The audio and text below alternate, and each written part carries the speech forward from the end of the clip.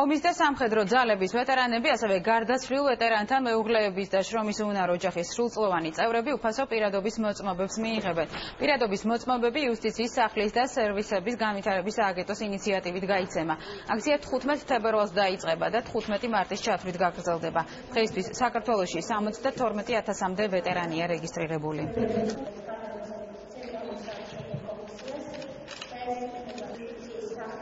მოვუწოდო ყველა ვეტერანს, რომელიც იბრძოდა ჩვენი ქვეყნის მთლიანობისთვის, იბრძოდა იმისთვის, რომ ჩვენ გვეცხოვრა უსაფრთხო გარემოში, ისარგებლოს ამ შესაძლებლობით და 15 თებერვლიდან 15 მარტამდე აიღოს საქართველოს მოქალაქის პირადობის ახალი მოწმობა.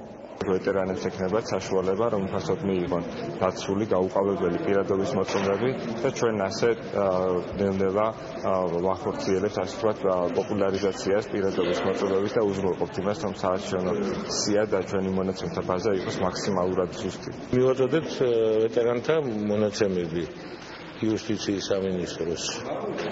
რაც შეეხება ამ აქციას, მინდა ვთქვა, რომ ეს არის კიდე ერთი აღიარება ვეტერანთა ღვაწლის დაფასებაა დღეს და ვეტერანთა ღვაწლის აღიარება.